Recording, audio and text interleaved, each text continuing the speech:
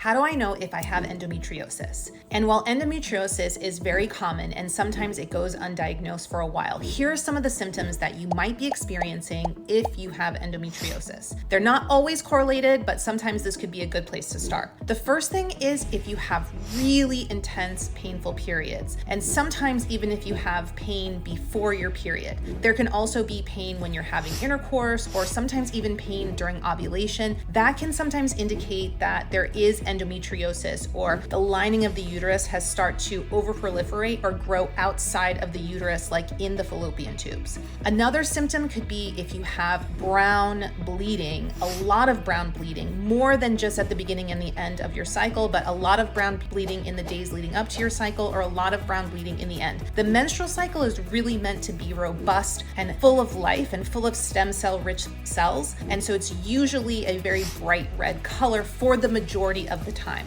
Another sign could be is if you have heavy periods, or you have clots when you have your menstrual cycle. Now, not always is this the case, but this can sometimes be another sign that you might have endometriosis. One of the last things is if you have referred pain when you're having your menstrual cycle. So it's common to have some menstrual cramps when we're having our menstrual cycle. It's sometimes common to even have pain or lower abdominal pain, but if you have pain that kind of radiates down to your legs, you have back pain, you have pain above the belly button or above the umbilicus, or even kind of outside of the general lower pelvic region, that can sometimes be an indication that you have endometriosis. A lot of endometriosis, though, has no symptoms, and a little tiny bit of endometriosis isn't really the end of the world. It's probably thought that a lot of women have maybe even a tiny little bit of endometriosis, and that's okay. But if you have any of these symptoms, it's really good to bring it up with your medical professional, and sometimes it's good to seek out a gynecological specialist. And all they do is they specialize in gynecological care.